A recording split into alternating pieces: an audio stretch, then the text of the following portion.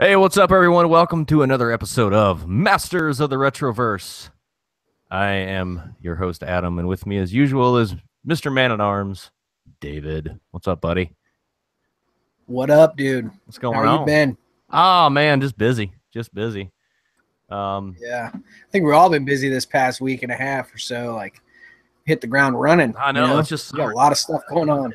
yeah, it's summertime, but now the kids are getting ready to go back to school, and Yeah, should be a little bit better now, man. Don't you think that, like, now that the kids will go back to school, then it's just like a big sigh of relief. Summer's over. I think. Well, my sigh of relief came before school started. My sigh of relief came when I was like, "But it's time to school close shop." Yeah, exactly. Yeah, man, it sucks because hit Old Navy. Yeah, I know. We do all of our stuff at Target and Amazon for the most part. So Target, no, yeah, my wife's a Target shopaholic. Old Navy had jeans for like $10, so I was like all about that. Yeah. Do you remember those days back when you were a kid, though? Whenever summer was over, man, it was just like the biggest disappointment. It's like, God, I got to go back to school now. But it was, but you were excited at the same time to see like everybody again, because like did as much now, but like even a 6 months difference back then, because you're growing, like everyone's different. Plus, you get to show off all your new stuff. You know, like mom goes out and buys you a new backpack, new shoes, new clothes, all that stuff, man. For like the first week, you're just strutting your shit around. You know, like check out my new kicks. Yeah. You know. Speaking of backpacks, I bought Hayden an awesome one, Mario backpack. Oh, nice. My son wanted this Under Armour backpack, and it's kind of cool because it looks, dude, it's something like straight out of like the early 90s. It looked like something that we would have had back in our day, because it's like these bright colors, like bright green and bright orange and black, and like all these like shapes, you know, like triangle shapes and stuff on it. I was like, man, that looks like looks like something we would have had back in the day. The same thing. I said the same thing. Like the only thing like Tegan got a excuse me. Oh geez, sorry. Oh, that was a big one. Yeah, my bad. Got a JanSport backpack, right?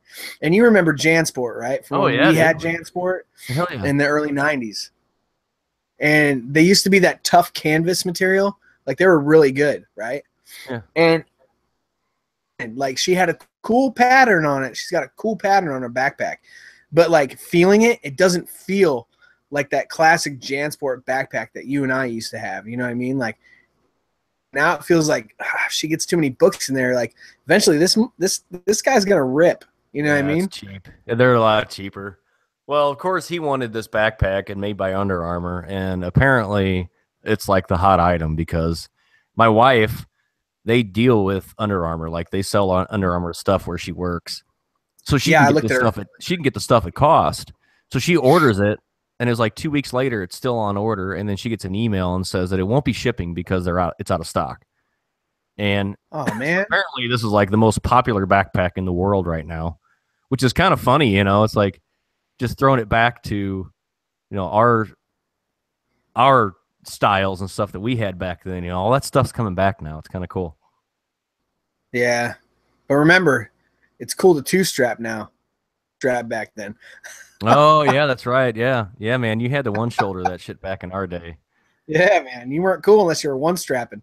Hell no. And I do that. I two-strap it now, man, because like my tool bag that I use for work is actually a backpack, and it's specifically made for tools and stuff. And I weighed that damn thing the other day, and it weighs like 50 pounds.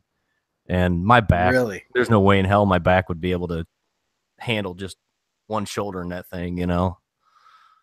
Yeah. Well, you got like a shit ton of like screwdrivers and cable clippers and meters, and pretty much I try to keep everything in my bag that I need for a service call, so I don't have to go back to my truck for stuff, you know. But right. Yeah, we don't want to talk about my work pack. My work pack sucked balls. 70 pounds. Tore my back apart. Well, it just sucks getting older, man. It's just, your body's wearing down. You can't do the shit you used to do. And yeah. Like my attempt at skateboarding a couple weeks ago, that was pretty interesting. I remember you saying something about that. Is that our last podcast you talked about skateboarding? I think it was. Yeah. So I already talked about it. But yeah, it's just stuff like that. You get older and you can't do the stuff that you used to be able to do. Your balance isn't the same, and your agility and dexterity and everything is just different. So you're right. But if you don't give up, stop texting me. But like it does get easier. I noticed. So yeah, this year is going to be year 40 for me. Not too afraid of it, but think about it. Let me see. 2012, I was still mid 30s. Again, I still have a skateboard now. I ride with Hayden. Occasionally, like if it's not too humid, man, the weather here is just like, God, I don't even want to go outside, man. Like, and it kills me. The humidity is just horrible, and I want to say 70% of the year it's just so humid here, and but that springtime, like if we can get out on the boards and we can ride, I can actually start to remember some of the stuff I did. At 36, I was still landing heel flips. I could still pull a pressure flip. What else? I could ollie over like. I don't know any of that is, but okay, I believe you. You what? I said I don't know what the hell any of that is, but I believe you. Oh man, I was a big skater back in the day, man. So like 80s and 90s. I remember like 1988. I was like a third grader in 1988. I was held back one year. We don't need to get into that. 1988, third grade for me. I remember like I was rolling around with a crew of maybe 4 or 5 kids skating. Like we'd skateboard and shit like that. And Vision was big, and they're like, "Oh man, you got to get the skateboard with the handles on it." Remember that thing? Yeah. Yep. Oh, and like it went from yellow to purple to red on the tail end, and Donovan, he was actually skating for a shop. Like he was skating for a skate shop back in the 80s. And he came to me, he gave me this Pal Peralta dogwood. It was like, it had 2-tip, it had the nose and all that shit, but it still had the profile, the classic, skateboard after the banana board and all that shit. And man, we were hitting up, we built 4-foot launch ramps. My street was just paved. This is like in 1988. So like my street was just paved. It was like the hot spot to ride. So like everybody would come up with me and shit like that. We'd go to where the new construction was, and we used to take like big sheets of plywood. And like I remember walking, I want to say 12, 13 blocks with a 4x8 sheet of plywood. I'm maybe 8 pounds, and I got this thing on my head. And my buddies are like on their skateboards next to us, like, and we're trying to get this thing back to the house so we can build a ramp out of it. Mm-hmm. Oh yeah, God, yes. Ramps were the shit back then, man. Yeah, we had this crazy guy. He said he worked for the city, and he was like he did road maintenance or whatever. And like we built it at the end of the street. He's like, "I'll take my axe to this thing. You need to get it out of here." Blah blah blah. My mom went out there and was cussing at him. She's like, "You need to just sit there and watch what these kids do on this ramp. It's freaking awesome." So nice, man. I don't know. Sorry, little skateboard rant. Oh, you're good, man. You're good. I'm just sharing some stuff to Facebook right now as we speak. Okay. So yeah, I skateboarded for years, and I still honestly, like I snowboard a lot now, and like you've seen, if you watch some of our earlier YouTube podcast deals, there's Do Anything in the background. It's a small company I made. Actually pressed boards. Like snowboarding is what has evolved from my skateboarding, and I love. Nice. That'd be fun. That's something I've never done. It'd be interesting to try it. Yeah. Probably kill myself doing it, but it'd be fun. Nike, just do it. Yeah, right. Yeah. Exactly. So, Oh, all right. Well, we're gonna talk this week. We're gonna talk a little bit about DC versus Marvel in the cinematic universe, and if Marvel seems to be catching up or not, or you think they will ever catch up. And we're just kind of gonna go through some of this, talk about that, and yeah. go through some numbers and stuff too of some of the previous movies and compare and see just how Yeah. good DC is doing. So DC. you were the Go one ahead. that brought this subject up. So let's start with your thoughts. I'll let you kick this thing off here while I finish what I'm doing. Okay. All right.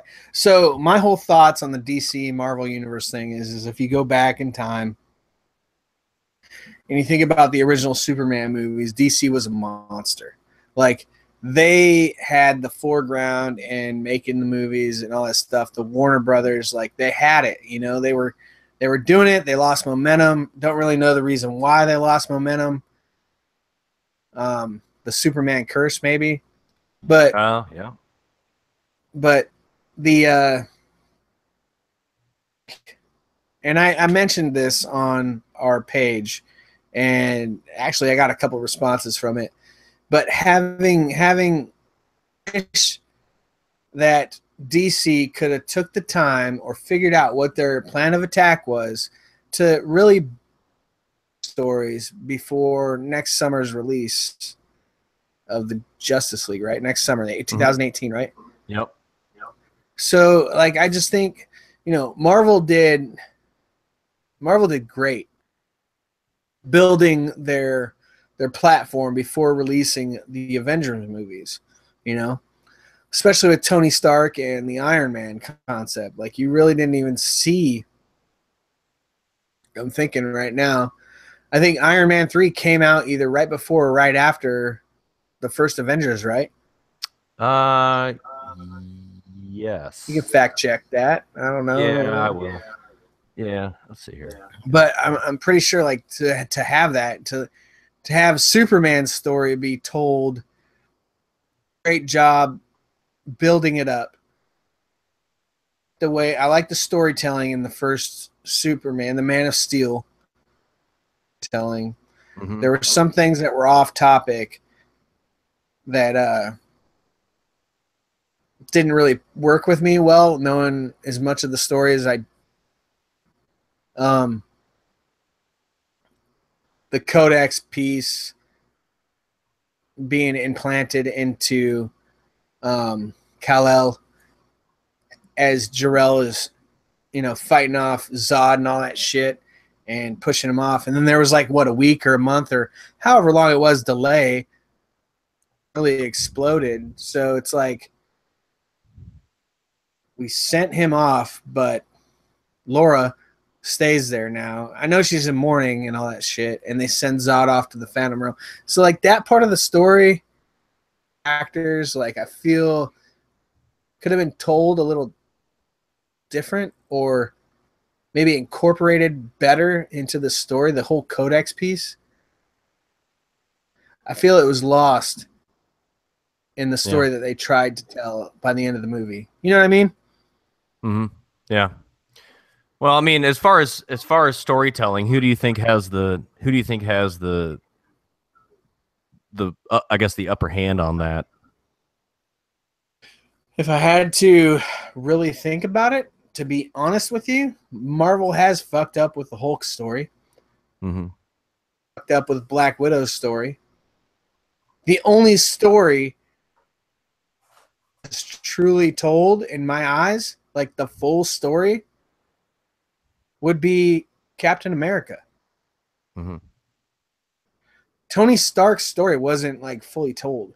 It was only the first movie, and like, and I don't even know the comic book realm of it, piece, but I don't know. I think they're both franchises are lacking on the storytelling.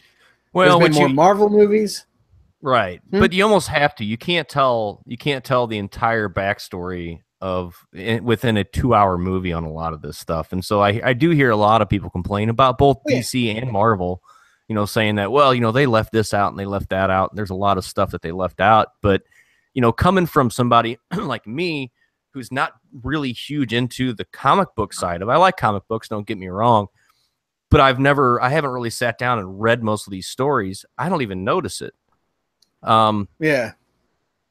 As far as the storytelling side, Marvel just attracts me more. I've always been a Marvel fan. I don't really know even a whole lot about DC besides the stuff that, I know from Superman and Batman, and, I watched the Suicide Squad and stuff like that. But the Marvel side just, I don't know, it just draws me in more. So I don't know. But do you think that Marvel can catch up? Because the big thing right now is the fact that what'd you say the new movie was coming out? Up? DC, yeah. The Justice League. League. Yeah, the Justice League movie coming out.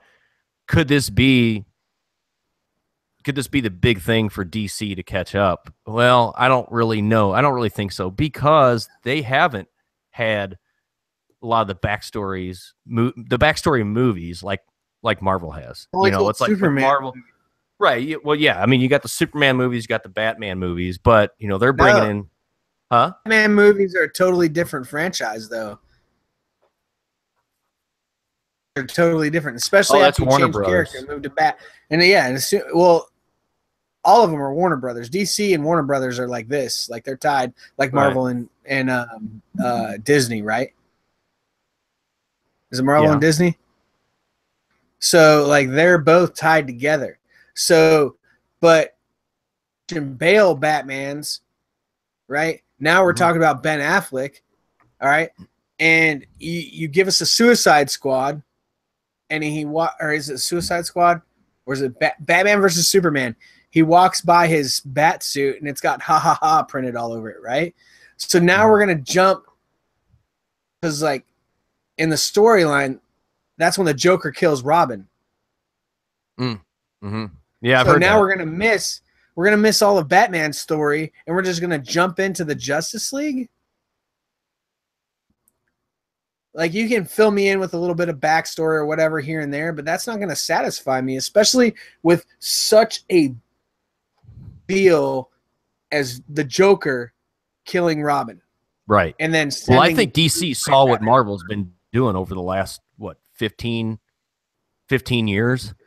And I think they're regretting their decisions of not having all these backstory movies. Like having a Robin movie, having a standalone I don't know. Like I said, I don't even know DC guys, but having all these backstories for all these DC characters in their own movies, and like now they're going to have Aquaman coming out on the Justice League movies. Like, well, what kind of backstory are we going to get on him? Probably not very much, because they're trying to squeeze it into a 2.5 hour long movie. When Marvel over the last 15 years, do the same thing they did with Superman and the Man of Steel. It'll just be flashbacks, something that's happening currently in the movie. Right, and they kind of did that in Suicide Squad as well. They gave a quick glimpse of all the characters and what their backstories are, somewhat. Which I'm sure. So the Suicide Squad, it's acceptable to have the backstories like that, because you're stealing so many diverse characters. The same as right, but if it was Marvel, they would have done individual stories leading up to that Suicide Squad movie. Now granted, there are a lot of Marvel characters that don't have their own movies yet, but they're kind of like background characters. When I say background characters, I'm talking about like Black Widow and Hawkeye and those guys that, like, do you really want to see them?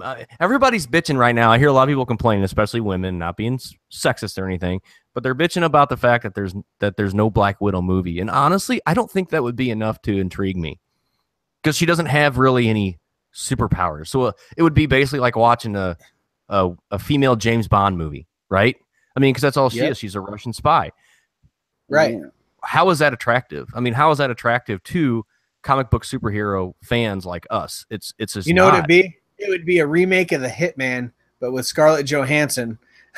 Right, exactly. And same thing with Hawkeye. You know, yeah, he's a hell of a shot. He's a good character, but does he have enough to have a whole movie that revolves around him? Would I watch it? Probably well, if you not. think about it, Hawkeye does have a backstory. Well, they all have backstories. Hawkeye has a backstory. Well, so it was just a zombie apocalypse, and it was called 28 Weeks Later. He was a hell of a shot with a gun, so he's obviously got to be great with a bow and arrow. No, I'm just playing. He was on 28 Weeks Later? Mm-hmm. He was? Go ahead. He was one of the snipers on the rooftop. Oh, that's right. He was. Yep. I got you, brother. I'm here for you. Oh, yeah, man. No, that's like one, and that's one of my all-time favorite movies, man. 28 Days Later, 28 Weeks Later. Yeah. One of my top 5 probably favorite zombie movies of all time, man. It's just and there is arguments there that whether or not it is a zombie movie, because a lot of hardcore fans that I know, friends of mine that that are into the zombie stuff, they'll claim that it's an infection movie. You know, it's not. They're not zombies, but same thing, really. To me, I mean, it's yeah. Well, okay, so let's run down some box office takings here on some of these movies, and I was reading through this article, and it really kind of surprised me. This is by Gizmodo, and they were going through and. Let me do a prediction before you go through this, right? Okay. Can I do a prediction? Okay. Currently, right now in the box office, Wonder Woman has done rounds for DC. Wonder Woman is putting them up high enough to be able to create more movies, more or less. Let's go. Let's read this review now. Okay, so let's see here. Let's see. That one I was looking at was actually, I guess, Australian box office.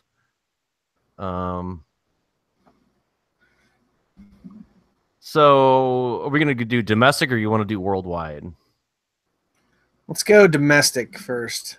Okay. So let's see here.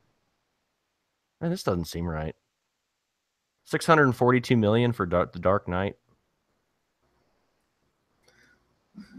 Dark Knight was a good franchise though, so but I don't know if we can root, because The Dark Knight is something totally different in the DC realm than Batman. You know what I mean? Okay, let me do this one here. Here, this one here is a good one. Okay, so the Avengers from 2012 topped it with 1.6 billion. Number 1. Okay. The Avengers Age of Ultron from 2015. Yep. 1.4 billion. Then, here's the one that really surprised me. Superman from 1978 came in third at 1.26 billion. Told you they were monsters back then, man. In the 70s and the 80s. Now, my question with that is that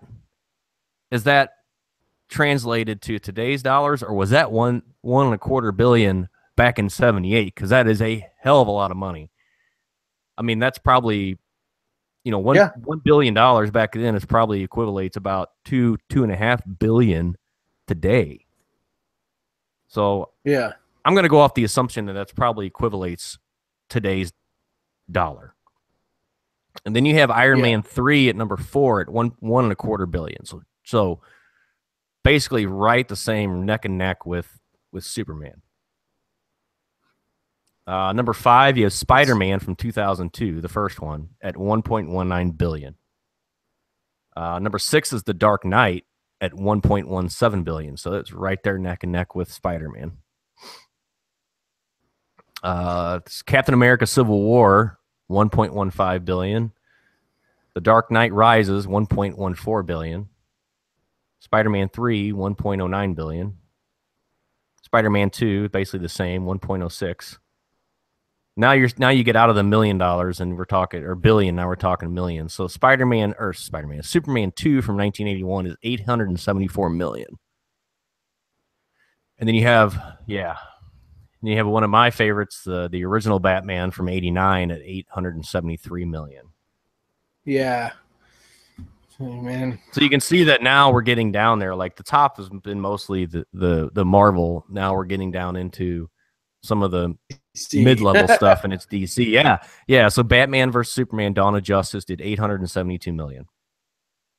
Guardians of the Galaxy did 799. The Amazing Spider-Man was at 796, and Deadpool was 782. Deadpool?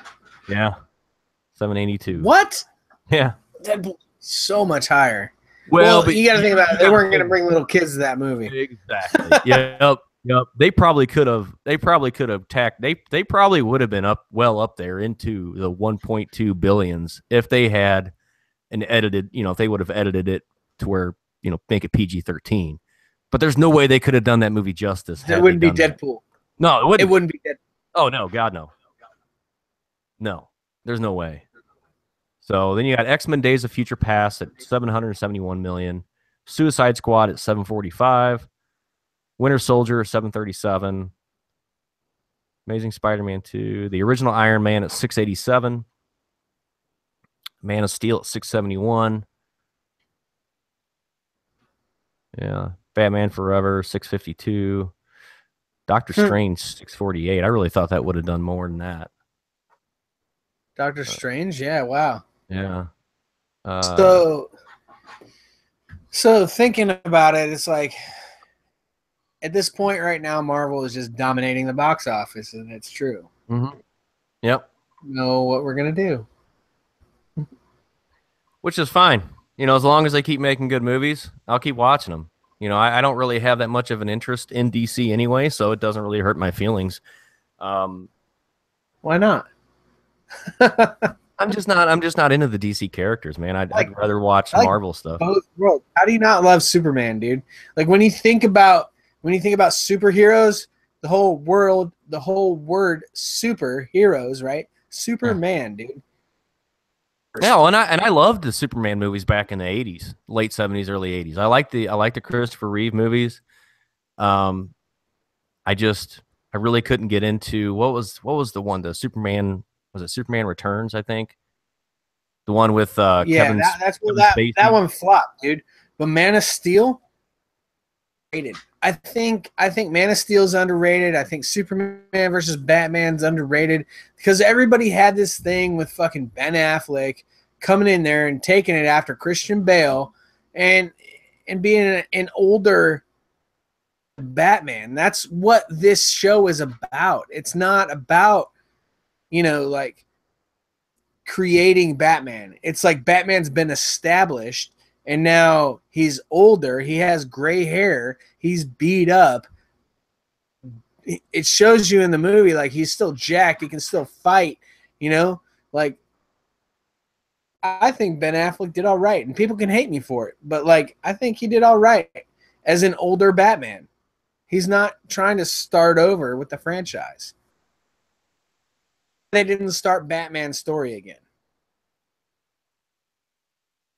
I lost your audio, dude. I can't hear you. Yeah, here we go. Sorry, I had it muted. Okay. Then there was a lot worse Batmans, I think. George Clooney. Yeah. Val Kilmer. I mean, he was okay. Obviously, my favorite is always going to be Michael Keaton. Michael Keaton. God, you got to love Michael him. Keaton was good. Yeah. Could you ever picture him? Could you ever picture him as Batman before he did that movie? Like he's not the person that you would think of. Hey, he's going to be Batman. Because he doesn't have that. He doesn't have that personality. It doesn't seem like he's a fucking comedian. Right, exactly. I mean, you go from watching like a movie like Multiplicity to watching, or what was the other one that he did? Mr. Mom or something like that. I think it was back in the 80s. He did a lot of comedic roles, and for him to go and do something more serious as Batman, where he's a superhero, it's never would have thought it. What the hell happened to him? What's he doing now? Well, he was in the new Spider-Man movie. Birdman. He was in the Birdman movie. Well, he was the Vulture. Yeah, Birdman. He was the Vulture. He was the Vulture in the Spider-Man movie. Yeah, so he's making a comeback, and I'm glad to see it too. I think he's a great actor. He's a great actor. Yeah. What about the okay? Let's compare now the TV shows. We've talked about the movies a little bit. What about the TV shows? So you've got DC, TV which shows, DC is definitely dominating the TV shows. you think so? Agents of Shield is garbage. Oh, I agree. I agree completely. But now that's and that's on what do you call it? Network television, right? So you've got WB, they've got The Flash, they've got what was it, Green Arrow, they've got there's another one too. That's the CW. The CW, well, it's Warner Brothers still. Yeah. There was another one too. I mean, they had Smallville, they had what's the one, the Arkham? The CW has always made great DC movies. So the only one that I ever watched was The Flash. My son and I would watch that, and you need to watch Green Arrow. Yeah. You need to watch Green Arrow. But then on the other hand, okay, so then on the other hand, you got Marvel, which Agents of S.H.I.E.L.D. was crap. But I think they completely made up for it on their Netflix series with Luke Cage and Daredevil. Go ahead and say it. Go ahead and say Danny Rand. I'm going to reach through this computer and strangle you because they ruined it. They ruined it with the Danny Rand thing and the fucking Iron Fist. Iron Fist was horrible. I haven't seen that one yet. I have not seen Luke Cage that one yet. was great. I love the Daredevil. That was awesome. Punisher was good. Daredevil.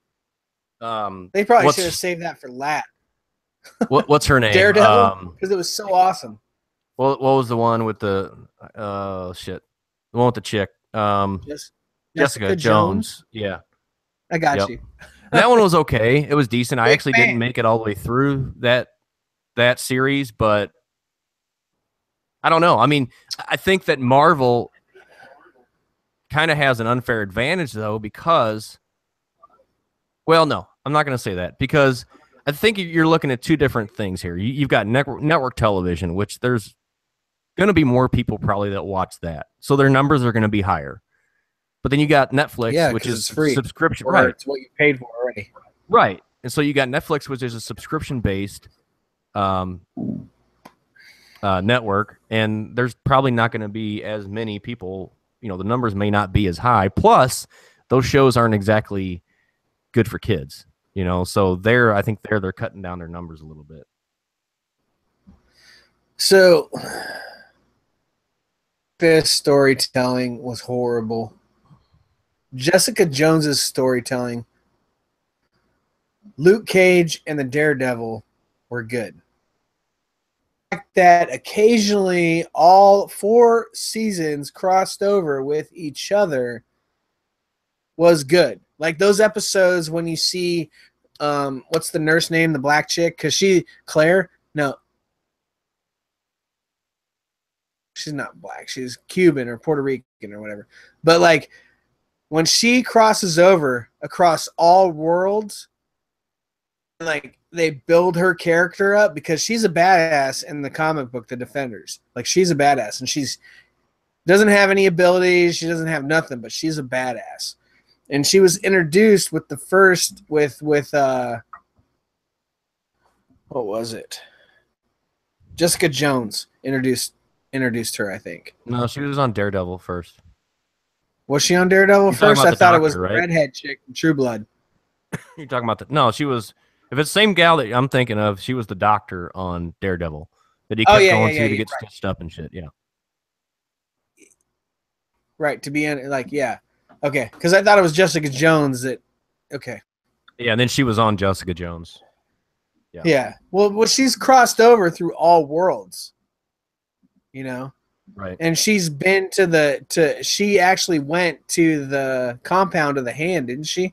In the Iron Fist. I didn't watch the Iron Fist. I haven't watched that one yet. Just because you're going to fall asleep within the first episode. And that's why I haven't watched it, because everybody said how bad it is. And okay, so Danny Rand definitely needs, like, his character, like the Iron Fist, needs a supporting, like, a more action-packed character with him. He needs to be right next to the Daredevil to keep his shit entertaining. Mm-hmm. I'm sorry, I'm ranting a little bit, but, like, I was really excited about that whole series, and then watched all the trailers and all that stuff, and it just pissed me off. Yeah. Well, I mean, they're gonna have good ones. They're gonna have bad ones. It's I don't know. It's just the way it is. It's the same thing with the CW and the DC stuff. I mean, like I said, I've only watched the Flash. You know, they've got that Arkham, whatever it is, show, the Batman one, Gotham. Yeah, not Gotham. Gotham was slow the first season. It was slow the first season. The second season, it picked up. The end of it, the third season, it's great. The storyline is more about like how Gordon becomes commissioner. I think like it's more of a Gordon story. Mm-hmm. It's not a main story per se. The development of the criminals is better. It shows you who Joker was before the Joker was Joker, and then he was in the insane asylum. It was really good. After the first season, it built and it became more of what it needed to be. Yeah. Yeah, I need to do some catching up, man. I'm really picky about TV shows that I watch just because I don't have the attention span anymore to sit down and binge watch stuff, and it's hard for me to keep my attention on shows. So it's got to be something really good. Now, like I said, The Flash, that's something that my son wanted to watch, so he and I would sit down and watch it together.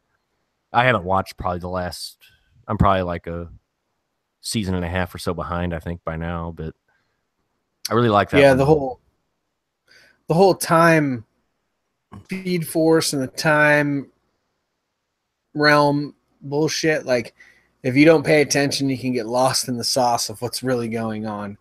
Like, yeah, and that's what happened to me. We quit watching it for, I don't know. I think we were like half a season behind, and I came back and I started watching it again, and I got kind of confused. You know, I got lost a little bit, so I ended up having to go back to the beginning of the season, start watching it over again. And this is how I don't understand how you can't watch the Green Arrow, because those stories, the fuck is it now? You're Defenders of Tomorrow. Yeah, we started watching that one. I did like that one. Yeah, we got about halfway through the season. I just haven't picked it back up again. There's so many crossovers between all three of those shows on the CW. It's like, how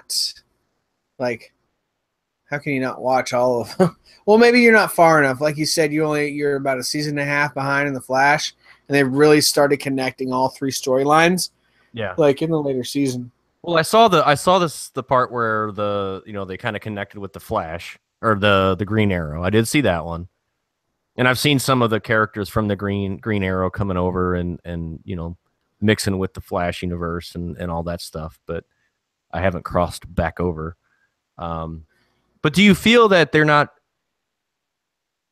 Do you feel that the CW does these justice? Because with Netflix, they can get away with a lot more, and that's why they're not appropriate for kids, essentially. Because there's cussing, there's the violence, there's all the stuff that they really can't do on the network television. So do you feel that kind of gives Marvel a little bit of an advantage on that? No, because I think they do their storytelling quite well, to be honest with you. I think the CW very good decisions with their shows that they have on there. And I find it kind of strange that Marvel hasn't tried to appeal to network television besides Agents of S.H.I.E.L.D. I don't think they want to. I think they just want to do their own thing. For instance, The Punisher. That's one of those that there's no way they could do that on network television. That's The Punisher is kind of the Deadpool of the TV shows, essentially. Because there's no way that he could walk in and just blow away 30 guys with a gun on network television and it would pass. There's no way. So I think some of that they have to. But then again, I don't think there's any DC characters that are really as graphic and violent as, you know, the Punisher would be. And I kind of see that with like Suicide Squad. You know, that was one of those that are kind of, you know, obviously not exactly kid friendly, although I did let my kid watch it. Well, yeah, Deadshot. But I did let my kid watch it, and he enjoyed it. He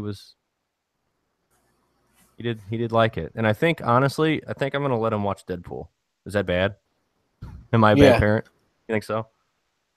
No, because my kid watched Deadpool. The only thing I made him not watch was the sex scene. Right. Yeah. Because I was talking to one of my kids' friends' moms, and we were talking about that because her son was over at our house, and they were wanting to watch Suicide Squad. So I texted her and I said, "Hey, is it okay if he watches it?" She's like, "Oh yeah." She goes, "He's actually seen that movie a few times. It's not that bad." And then I asked her, I said, "Well, what about Deadpool?" She goes, "Oh yeah, he's seen that a couple times." And you know, like you said, she said, "I just basically fast forward through the sex stuff because, I mean, honestly, like the cussing and the violence, it's nothing that they're not going to see on video games as far as the violence, you know, playing Call of Duty or something like that. And the language is not something they're not going to hear at school or on the streets. I mean, I know how kids are. So I don't really think it's that big of a deal. But that's just me. I mean, I know my parents wouldn't let me watch stuff like that when I was at that. Like, I wanted to see Total Recall when it came out. And I wanted to see it so bad just because I'm such a fan of sci-fi stuff. Back then, I mean, that was Arnold Schwarzenegger's heyday. And they wouldn't let me watch it because it was rated R, which now it's like a big deal. What did it show? Nothing really. Nothing. I don't know, man. Like, I watched a lot of stuff when I was a kid. I watched that, what was it, The Cat's Eye? Remember that old horror flick? I was really into the horror movies when I was a kid. Freddy, Elm Streets. I watched all the Jasons. I watched in there too. Like, I was a kid, but like, I don't know.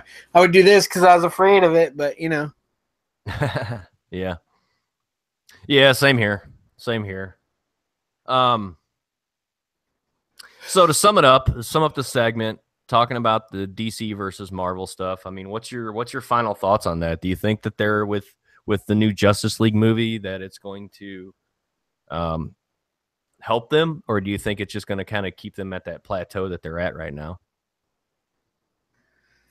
Hopefully they get. I know the list that you just said it has to be off because Wonder Woman has been smashing the box office, you know, for the past 3.5 months that are in the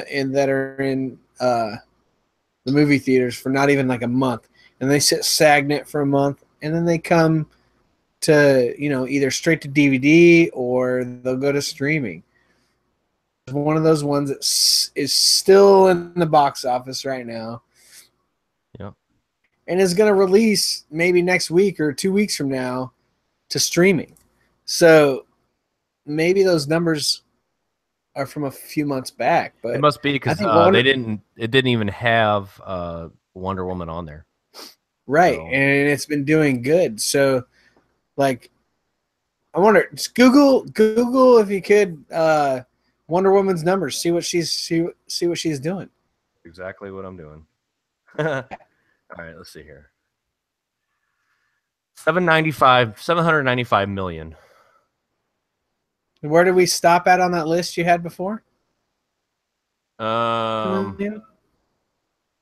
I mean, the top was like 1.5 billion or something like that.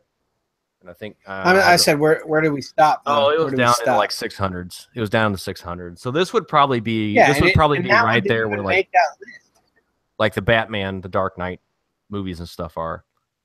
Be right up there with those, I think. Yeah. So I don't know. I mean, I'll probably go see the Justice League movie. I think it would be a good one to see.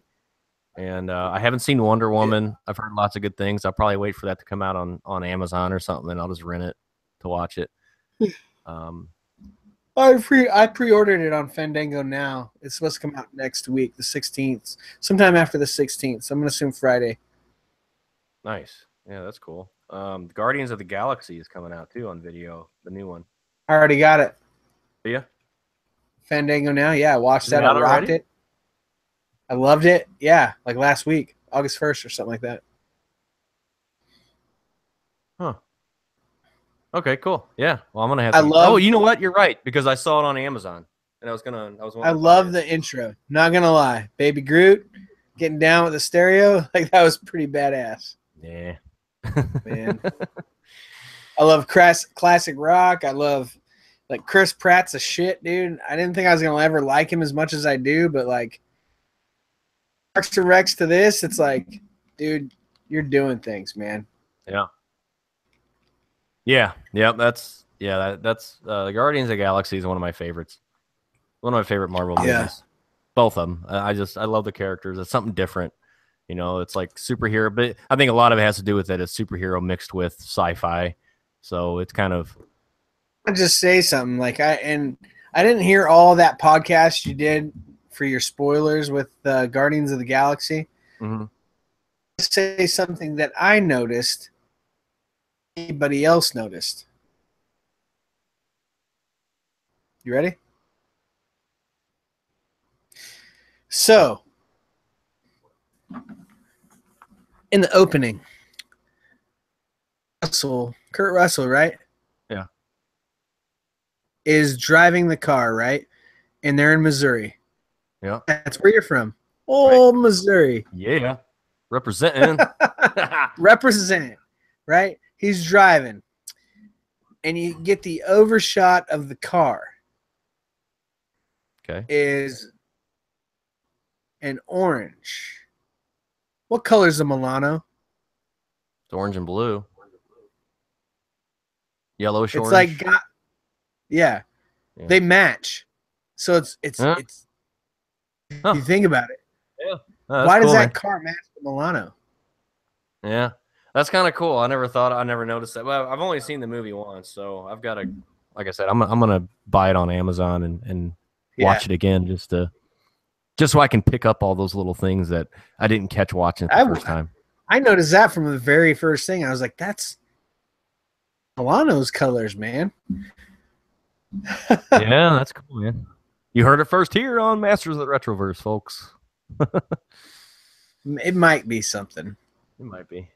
Well, I mean, it does. I mean, I would think it would be. I mean, it ties into the whole, you know, him being his dad and this and that. So yeah, I'm sure they did that on purpose. And the CGI that you talked about, it's amazing. You don't notice it. It's not near as. It's not like you noticed it. Yes, it's not like on Star Wars, you know, where it was very apparent that it was CGI. It was really, really well done. Really well done. He had great hair. Yeah. Well, he's old. Still badass. So. Yeah. So his mom's singing. It's out. Mm-hmm. There's what? She was horrible at singing. Oh yeah, not the greatest. Well, speaking of space adventures, I wanted to talk about the new Metroid game that's coming out. Yeah, and I am freaking excited for this, man. Metroid has always been one of my favorite games. I think it was actually the first game that I got on the game. Well, besides the Super Mario Land, it was the first game that I got on Game Boy, and I played the shit out of this game. And it was revealed at E3 that Nintendo is bringing Metroid: Samus Returns, which was the Game Boy game. They've completely redid this game to put it on the 3DS, which is just badass. I mean, full color, awesome graphics, everything that we wanted Samus, you know, Metroid 2 to be is now on 3DS, and it's actually coming out, I think, this month or next month. Okay. They're also doing a special edition 3DS XL game with it's It's red on one side and yellow on the other, and it's got a picture of Samus on it, and it looks freaking awesome. So I'm really excited about that. I've got a 3DS, and I'm hoping that that I can find this game, because that'll probably be the next game that I purchase once it comes out. They also did announce a Metroid Prime 4 coming out, but it's still in early works. They released a trailer, which wasn't really a trailer. It was basically just says Metroid Prime 4. Didn't really give you a whole lot of information on it. Yeah. But I played the trilogy on the GameCube, or actually the first one, the second one. I think the third one was out on the Wii. I didn't play that one. But okay. I had the first two on GameCube, and it's a great game. It's a great game. So this is the first time it'll be the first time in 10 years that we've seen a new Metroid game, like legit game, not including the 3DS one. Yeah.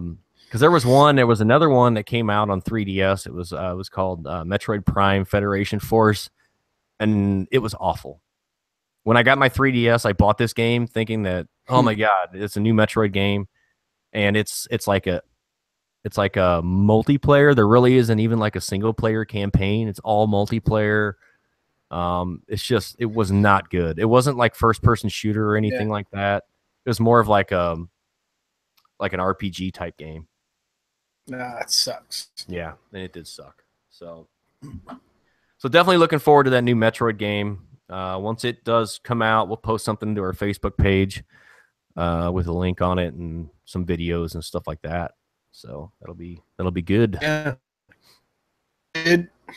It'll be good.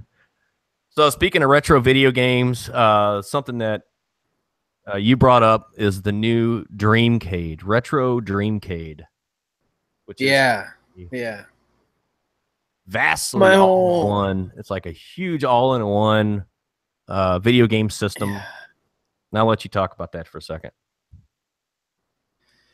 So my thoughts on it. I just saw it for the first time this morning when I shared it to our page. I don't know if it's legit. You said you heard some other stuff about it. But if you look at the picture, you're like, one with supposedly 600 games on it.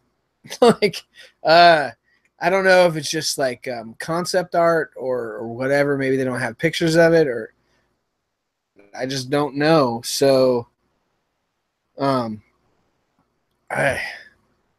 don't know. Yeah, so here's what I heard about it. I was listening to one of my favorite podcasts that I listen to is the Completely Unnecessary podcast with Pat Contry and Ian. I don't know his last name. Anyway, and these guys know their shit. I mean, they really do. They follow the gaming industry, the retro gaming industry, extremely close, and they know their stuff. So they were talking about this on their latest podcast, and what they were saying about it was, there's I'm pretty sure, I'm about 99% sure this is the same console they were talking about. But this console kind of had them up in arms a little bit for the fact that it doesn't appear that any of these games, that they've bought licenses for any of these games, that they're all ROMs that you could download. You can download ROMs from your computer for emulators. So that's basically what this is a giant emulator. And the fact that this is all being funded by a Kickstarter. So, which, if you're selling the games, if you're selling ROM games, that's illegal because they're not licensed. You can give them away as shareware, but legally you're not supposed to sell them. So how this console falls into those lines, how they're going to be able to get through this without getting them yanked off the shelves and getting sued and all that stuff, I'm not sure. I haven't done my own research to see what's been licensed and what hasn't. But from what I heard on their podcast, that's the story with that. So stand by for these guys to get ass raped. Exactly. And especially somebody like Pat Contry, who has he's got his finger on the pulse of retro video games, and he has a huge following on YouTube. plus their podcast. I mean, I'm talking million subscribers on their YouTube channel. So yeah, people take his word; they really take it to heart. And I don't know. We'll see. I mean, even what he's saying about this could have an effect because most of the people that are going to buy this console probably listen to his show. So yeah. But it looks, I mean, it does really look cool. Let me see if I can pull this up again here. I got to find that link that you posted. Let me get back here to this on Facebook, on our Facebook page. By the way, if any of you out there are not fans on our Facebook page, go check it out. Just search Masters of the Retroverse, and you'll find all the goofy stuff that we post. Some good stuff. Okay, plug and play, easy to install. Plug and play. You can do HDMI or AV cables. It looks like it has PlayStation controllers is what it uses for the controllers. Yeah, that's okay. What was the price on that? $150 or yeah, $150. You get the console, power cord, AV cable, HDMI, two USB joysticks, which are the PlayStation ones, and a user manual. But something that you had mentioned about this console, why don't you tell everybody what you had noticed about it? That it looks like an Xbox One. Yeah.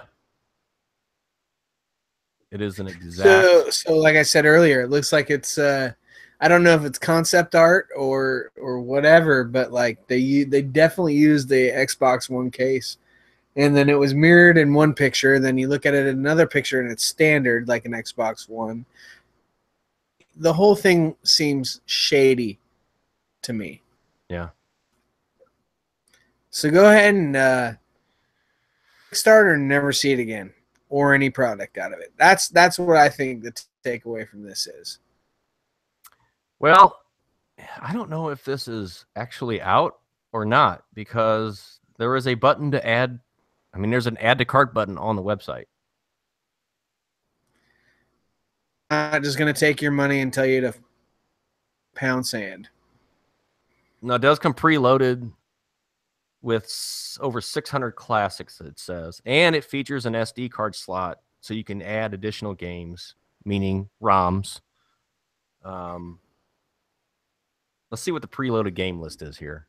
I'm not going to go through all of them, but let's just kind of pick out some of the more exciting games if this thing will ever load up. It had everything on there. Yeah. All the Sonics. Come on. All the Marios. Why the hell isn't loading up? Oh, because you down. Okay. So it says preloaded game list. Just click here, and then it gives you a freaking Excel spreadsheet. Awesome. Well, I don't want to do that bullshit. So let's go off the pictures. Afterburner 2, Earthworm Jim. That's a good one for Sega. Earthworm Jim. Yeah, it's got Golden Axe 1 and 2 for the Genesis on there. Mortal Kombat 2, Michael Jackson's Moonwalker. Ooh. Does have my all-time favorite game, Kid Chameleon, on there. So that's pretty cool. Yeah. Shinobi 3, another one of my favorites for Genesis. Spider-Man, the X-Men game on for Genesis. I bought Kid Chameleon on iTunes the other day when I flew back to Washington. It's on iTunes? Oh, that's right, because Sega released all of their released all of their games. That's right. I forgot about that. I'm going to have to get that one. There's a bunch of Super Nintendo games. You got Super Mario World, Doom, Final Fantasy 2, Zelda, Kirby's Dream Land 3, Earthworm Jim again, Mega Man X. That's a good one. It's got Metroid 2 for Game Boy. It's kind of cool. Wario Land. That was one of my favorites on Game Boy too. Wario Land, yeah. It looks like it's got Kid Icarus, which is a really cool game for Nintendo. Yeah. Interesting. Yeah. We'll see. Let's see what happens when I click on this. 150. Yeah. Huh. Well, we'll see where that goes. We'll see what happens with it. It wouldn't be a bad console to get if it's, you know, legit. You're not going to get in trouble, or, you know, well, I guess you couldn't get in trouble for buying it. They're the ones selling it, so.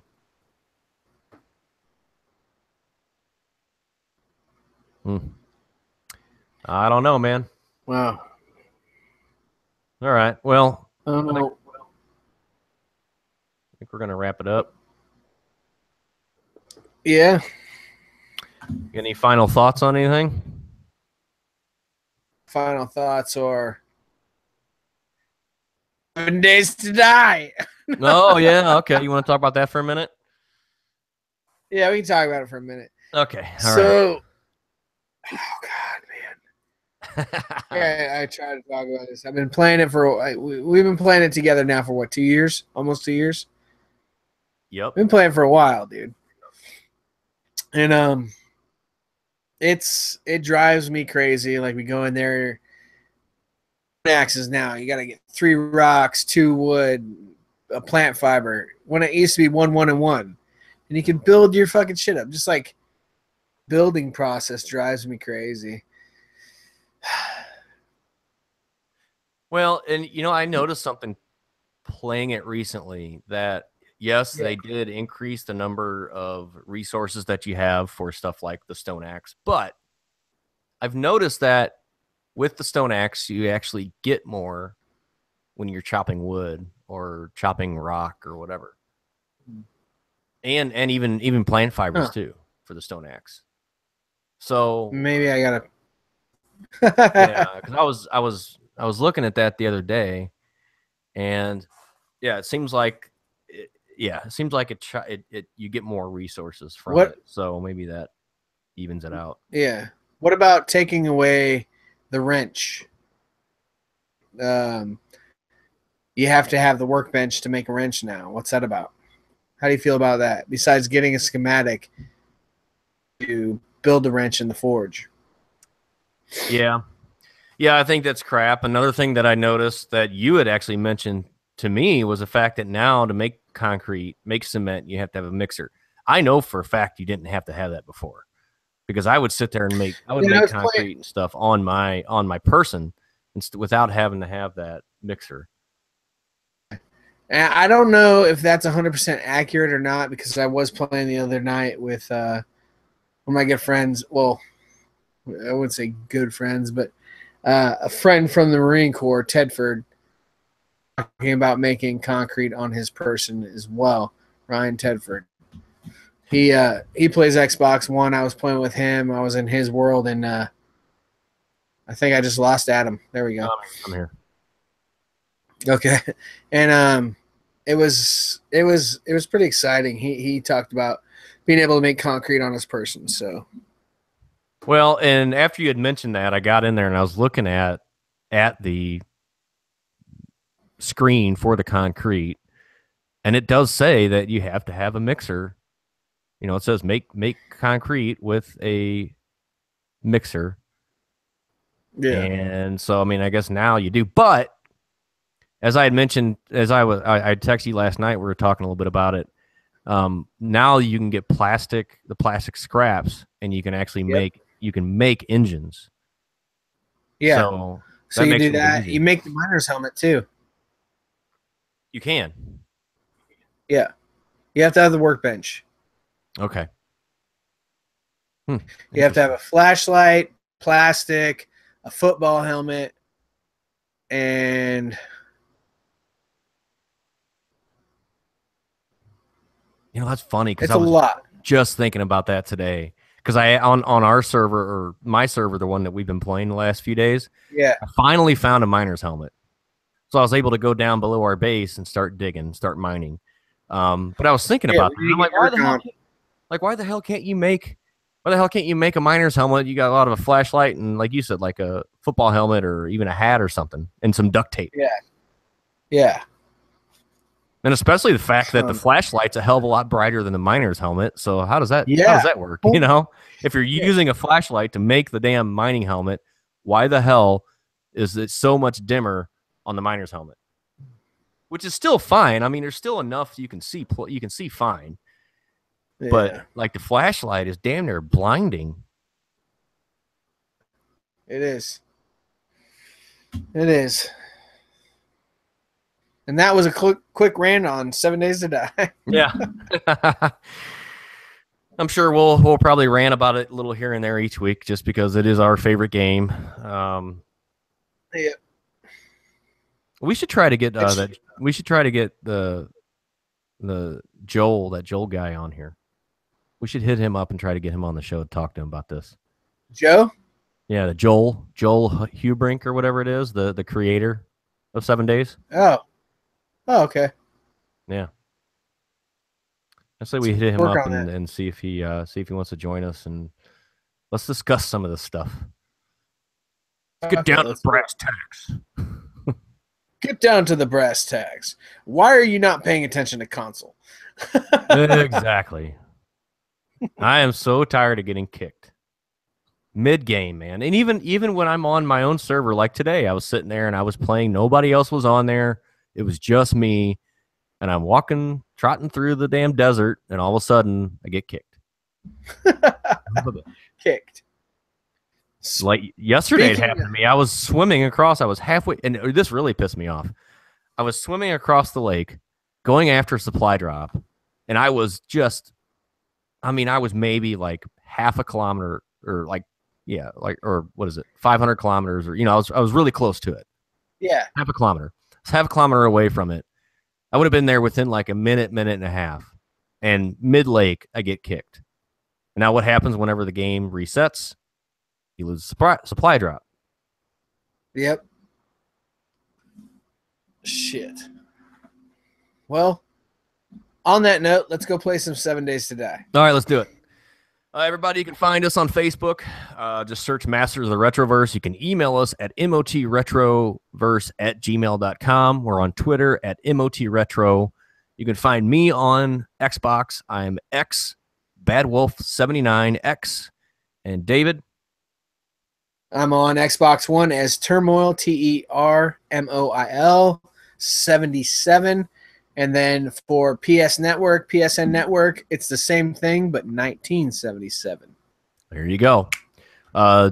David and I were talking a little bit pre-show. We're working on some giveaways for everybody. We want to get a little bit of interaction.